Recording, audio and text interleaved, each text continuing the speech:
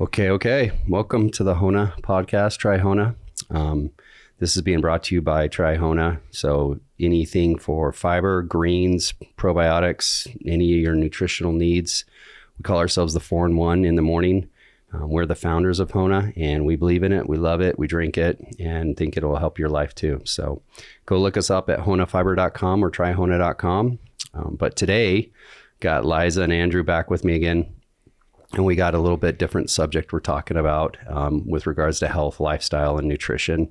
And we're going to talk a little bit more about the costs and not only the economical, cost of what it takes to, not live healthy or make good choices with your food, but also just lifestyle as well. So who wants to talk first? Who has some numbers that they want to share with us first?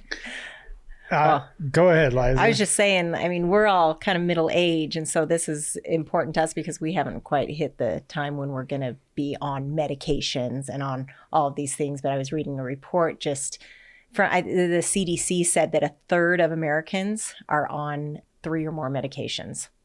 Prescription medications. Prescriptive medication from a doctor. Yeah. So what is there, 350 million people in When was the last time you've been to a doctor? I have not gone this year. I lied.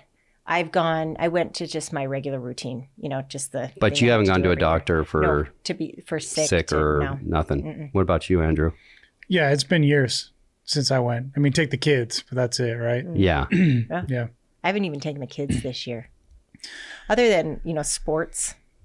Oh yeah, for physical, but yeah, I've been to a doctor, and it was a specialty doctor, a dermatologist, because I have basal cell skin cancer, basically, because I've been I'm a sun boy. Yeah. I surfed as a kid, played sports, I've been outside a lot. So I got a spot that they have to take care of, I guess, so it doesn't get any worse. But so I always say all of us know like 1 in 3 people are going to have cancer, right? I don't know if mine qualifies as having a cancer type thing, but I guess it is, basal cell carcinoma. It's not carcinoma or anything like that, right? No, carcinoma, but not melanoma. Yeah, that's it. So anyway, so I've been once. I'm going to have to get it removed. But anyways, go ahead. Sorry. So 1 in 3 people, or 3 people one person has at least 3 medications. At least 1/3 of all adults in the U.S. take at least 3 prescription medications. So 33%. And here's the worst part about the study is that they've started to ration them because it's so expensive. And because prescriptions have just gotten crazy, even with insurance, you're having to pay a copay and you're having to, even some of them aren't covered. So people start rationing them. They start to skip days. They start to push out their refills, things like that. So you think about somebody with diabetes that's pushing out their insulin and just, taking it here or there or not taking it. When they really need to take it, when they're going to have their junk food binge. Yeah. Well, and a lot of those medications, you've got to go see the doctor. So every 3rd month, you got to go see. So you're seeing the doctor 4 times a year. Yeah. Just to keep your prescription rolling. So that's an additional cost. And all of that comes with a copay or, money towards your deductible. Or if you have high deductible insurance, even with an HSA, you're paying $150 every time you go see that doctor. Yeah. So being healthy is expensive and being unhealthy is expensive, but which is worse? Which one makes you feel better than the other?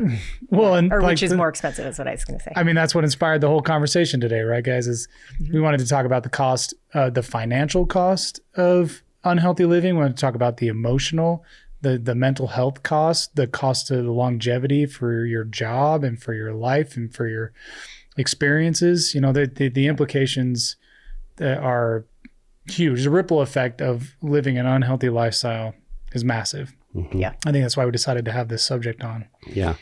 And so I think for Americans, there's 3, this is a Cleveland Clinic survey, and it said there's 3 things that are barriers to healthier diets. One is that almost half of Americans view healthy food as being more expensive, which it is, but not as expensive as we think. I was surprised when we saw the numbers. Yeah. Number 2 is that they don't have the time to prepare healthy meals, which is, definitely an argument, but.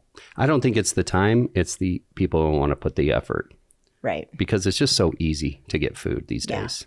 Like, obviously money talks and everybody needs to eat.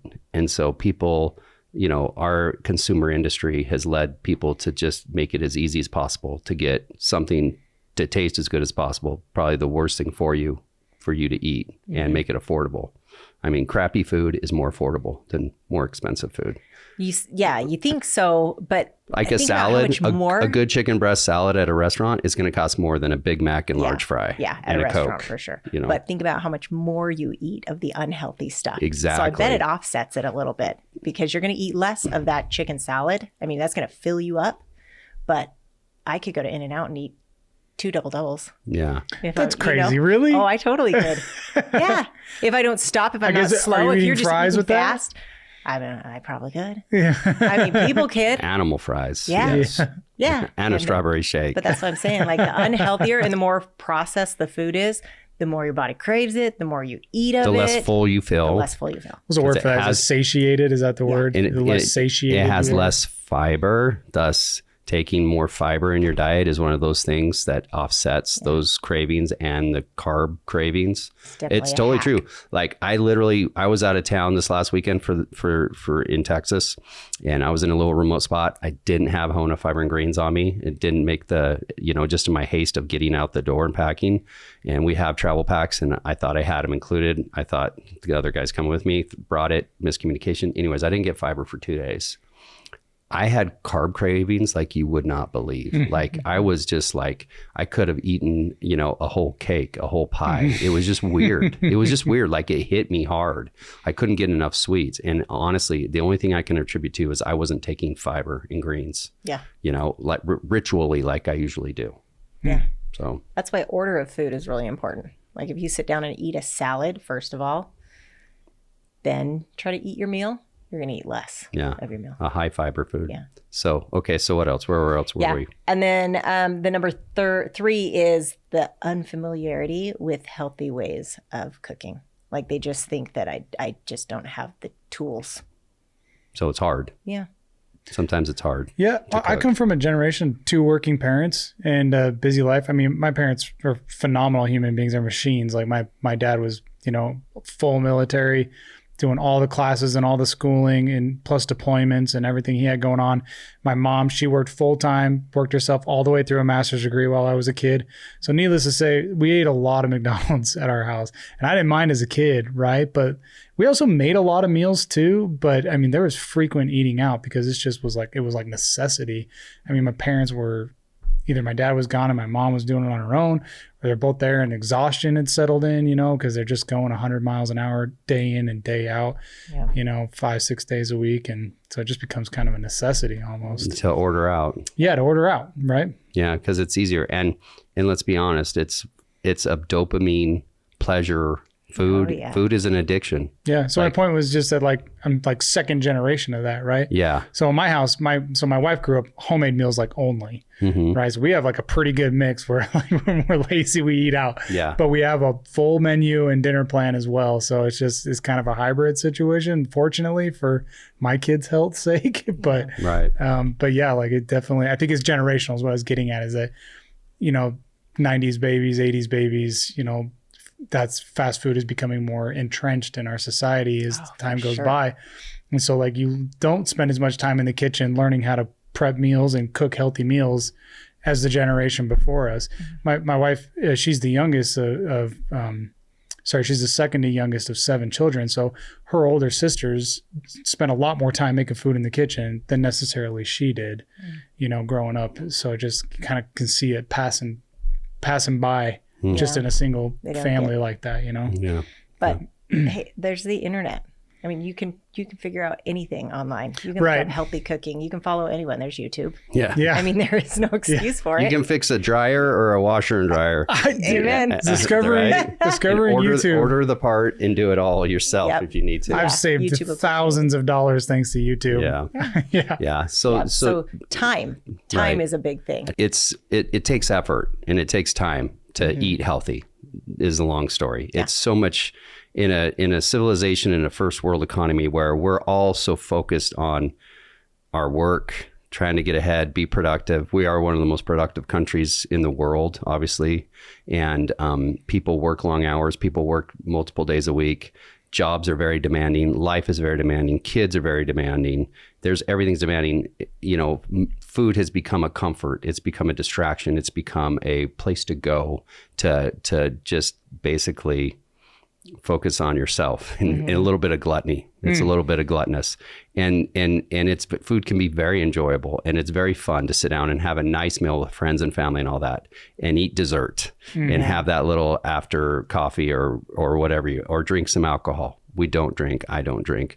But at the end of the day, all those things are fun and nice. But at the end, at what point is it costing us? Yeah. You know? Yeah. More than just the time. And like, is it really worth it? Like, is it really worth it? Like we talk about a lot, you and I, back when we did triathlons for a decade. We traveled all over the country. I did 20 something half Ironmans and Olympic races and sprints and everything. And I ate like crap, and I was in my 30s and I could get away with it. Like I could go eat a large pizza after going on a 100-mile bike ride. Calorie wise, you could get away with it. Yeah, calorie wise, but I never felt that good.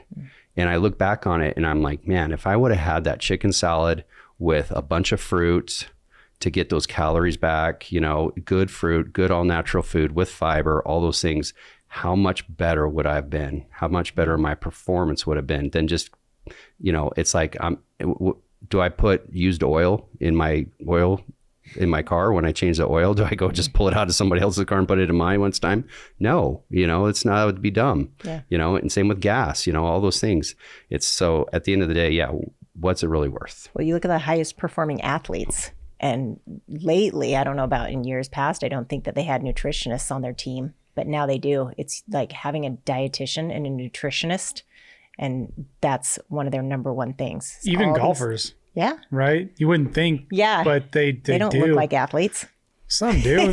You They're starting Brooks to. Koepka? He's in super good shape. But yeah, I know Tony Finau definitely has a nutritionist, and staying in shape and having the right diet is a big part of that's just about the mental game, right? When they're eating good, they have a better mental game. And I think that goes for anybody. Like, maybe your job performance is really important to you, right? You need to have clean eating involved so that you can have a clear head every single day at work. Yeah. You know, that's me. I love going to work, and I love being a high performer at my job, right? So I definitely need to have a good mental game. And when I'm eating crappy, I'm cloudy, I'm foggy. Totally. It takes me longer to get going in the morning. But that's what most people do too, is they eat crappy and then they mask it by taking an energy drink. You know, it's like, what has been the biggest growing segment of supplements or everything? It's been energy drinks. Yeah. So you can get away with bad sleep. You can get away with eating like crap. You pound 300 mgs of caffeine in you. Anybody can. But it masks it for a time. Yeah. But that's going to come back to bite you. At some point, you're going to hit a wall and you're going to get sick and you're going to go down. Your body's just going to say, I can't do this. Because it happens to me. And it happened to me.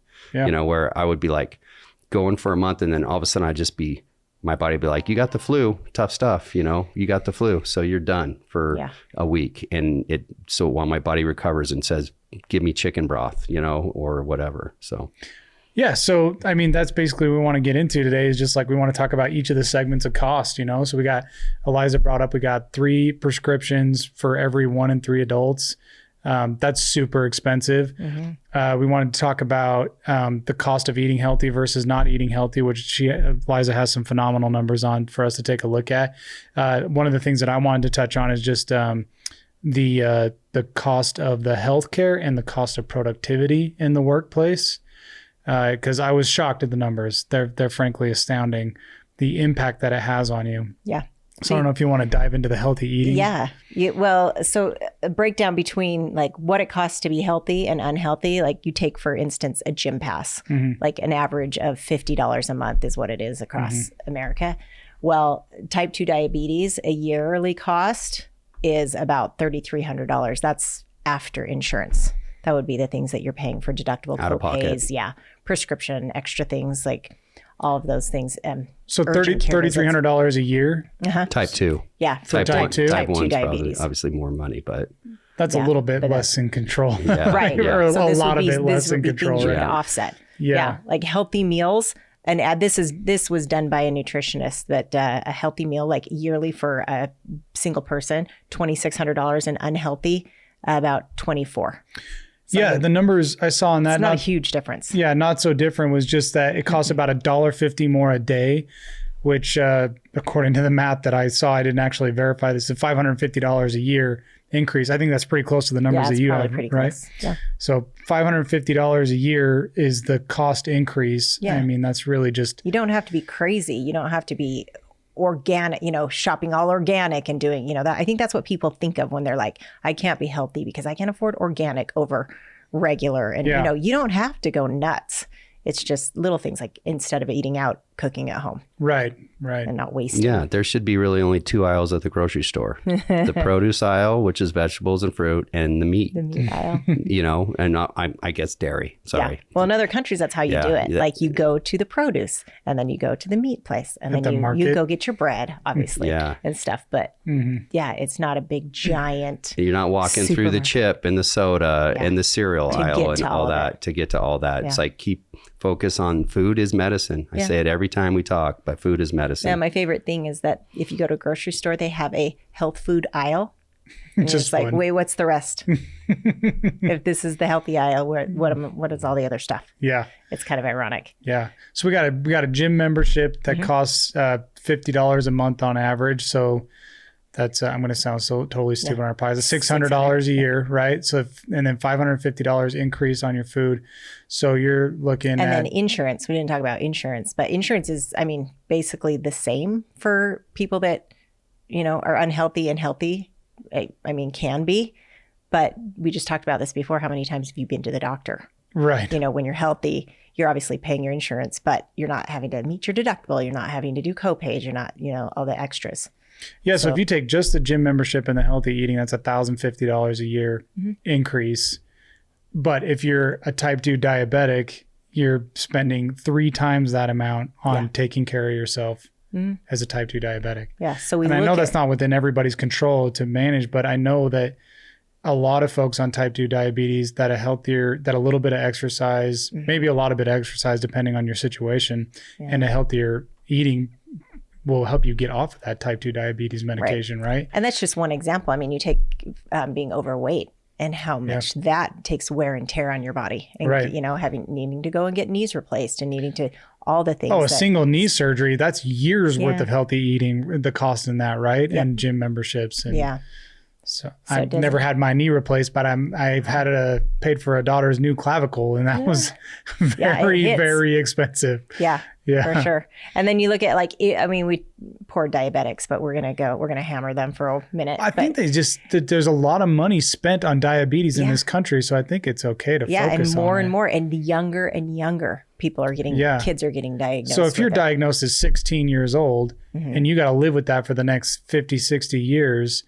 Or more, that's a lot of money. That's a lot of money. And type 2 is a food issue. Yeah. It's not the genetic. Right. Like type 1. Yeah. Because you talk about the insulin, just, monthly, it's people pay, this is with insurance, $65. That's probably being pretty conservative. And yearly, almost $800 over and above your insurance that you're paying for your, and that's the one that people are starting to ration and insulin's going up. Right. And getting more expensive. Right. And then doctor's visits. And just that is, yearly almost $1,800 is according to this survey. And just the supplies in general, about $800. So $3,300 yearly. Just for a diabetic. Just to live as a type 2 diabetic. Just to manage it. Yeah. Yeah. So there's definitely, I don't think it's as expensive as people think to live healthy. So focusing on other subjects, I don't know a ton of people suffering this, but I've known a few people that are overweight, the amount of food that they have to eat to just maintain energy or to feel good or whatever it is that they need from the food that they're eating. But, you talk about eating 2 doubles down there. If you had to do that every day, 3 meals a day, that's very, very expensive to eat that way. So maybe eating healthy isn't going to cost you more, because if you're paying $6 a meal and you're eating, even just one, but you're eating out 3 times a day, that's incredibly costly. Well, I take for example, if I did that yesterday for lunch, instead of say I had 4 hard-boiled eggs, right, and two Gross. string cheese. But yeah. I love hard-boiled eggs with the good salts. It's like awesome, and you're getting everything you need: protein, amino acids, good fats, some low fat, partially skimmed milk, string cheese. Very satiating, very full. And then I had a little bit of blueberries with it. I think that whole meal was probably under $5. Yep. Under $5. That's a bargain these days. And that was one meal, for example. And so just taking into consideration of what 2 cheeseburgers, of fries, and a drink would be over. Even a combo. I mean, what is a quarter pounder with cheese at McDonald's? It's like $8-9, right? Yeah, at least. Yeah. And I know that like when I make a meal at home, most of the meals that we make, I'm probably spending under $20 or maybe just a little over $20 for a family of 6. Yeah. So you think about just that breakdown. Like if you're going to spend $6, $7, $8 per kid, I'm already more expensive just on the kids. That's not, I haven't even fed my wife and myself yet, right? So yeah. I mean, I read on the American Action Forum, they did a study and this said this analysis of the economic costs of the 4 nutritional related chronic diseases, which is heart disease, type 2 diabetes, obesity, and cancer. Amongst 18 to 65-year-olds was $16 trillion from 2011 to 2020. 16 trillion. 16 trillion. So if you have poor nutrition, which relates to cancer, which relates to type 2 diabetes, which relates to cardiovascular disease, and which relates to obesity, cost almost 10% of our GDP. That's 10% of our gross domestic product, $16 trillion from 2011 to 2020. Well, my calculator only goes up to 160 million, but I wanted to see what that was per 350 million Americans. So we need to talk about how to structure your environment and what are some advice that you can give people to live healthier. That's actually, I think we need a whole nother podcast to talk about that, to be honest, because we've identified if you're healthier and you're eating healthier, you will actually save money on medical costs. It will offset any cheap, $5.99 meal down at the fast food store. Yeah. So now what do we do to offset in habits and tactics that we can do and teach ourselves? Because people feel stuck. And they feel helpless. Yeah, we get it. You might feel stuck and helpless. Like, where do I even start? What do I even do? And so I think that's for next week's podcast. I think that's a great subject. So please. We shouldn't be all doom and gloom, right? There is hope on the horizon. A couple other points I wanted to get into just so we can keep it only low and only one episode here is just productivity is like really important, right? Mm-hmm. So as the American culture, productivity is super important. So I was looking up some numbers just on how poor diets and how that affects you in the workplace, right? So the numbers here to me were astounding. This is from Harvard. It just says that obesity-related absenteeism costs the U.S. economy between $13.4 billion and $26.8 billion annually. Those are just massive numbers. So work performance and earnings go down if you're sick frequently because you have poor health. You're losing earnings. Also, if you don't feel very good with what you're eating all the time, if you're overweight, or if you're just feeling crappy because you're eating crappy food all the time, your likelihood of excelling at your job, of improving your station at work, of being impressive, it just all goes down. Mm-hmm. If you need to be upbeat and have energy, if your career is important to you. Happy. Yeah, absolutely. If you are, the first step to being happy is taking care of yourself, right? Mm-hmm. So everybody hates their job to a certain level, right? Mm-hmm. But if you are having a healthy diet and a healthy lifestyle, the odds of you being happier at work and achieving, and I speak from personal experience that achievement is where true happiness lies. When you are achieving, you feel good, you are happy. And so you need to take care of yourself before you can go and be a high achiever in the workplace. That could be for like if you're involved at your church or your community, or even just raising your children. Having that energy and being happy and having those achievements with them, there's a cost to not living healthy. And that's one that's a little more intangible, but absolutely exists. Yeah. Justin had a good story a while ago about he was watching a little kid that was running along the street. Do you remember this? No. They were on the sidewalk walking along the street, and his mom was behind him, and she was fairly overweight, young. Oh, yeah. I mean, not old, shouldn't have been as slow and as unable as she was, but the kid started darting towards the street, and she ran out to try to grab him, and she stepped off the sidewalk. Like, she barely caught him, stepped off the sidewalk, grabbed him, and twisted her ankle and fell. Oh, no. And just, I mean, She just laid there. She couldn't even just get up. laid there, couldn't get up.